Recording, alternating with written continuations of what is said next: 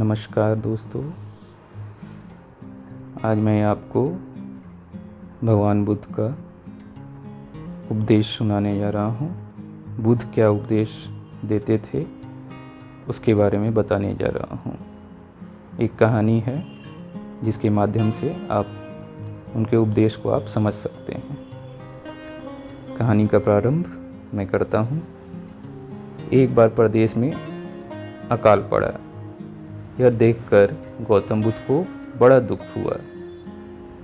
उन्होंने लोगों से कहा, बहुत से लोग अन्न और वस्त्र के लिए तरस रहे हैं। उनकी सहायता करना हर मनुष्य का धर्म है।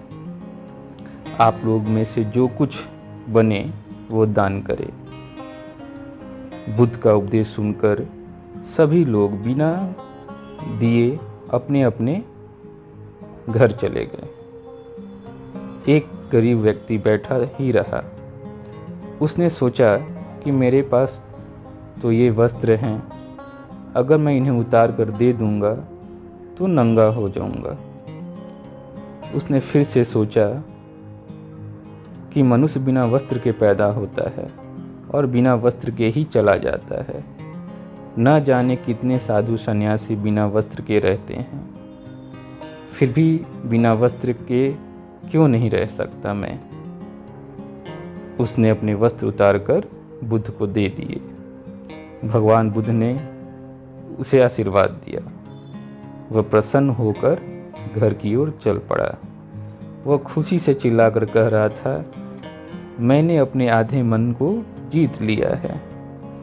तभी सामने से राजा की सवारी आ रही थी। उस गरीब की बात सुनकर राजा उसे अपने पास बुलाया और पूछा कि तुमने आधे मन को कैसे जीता।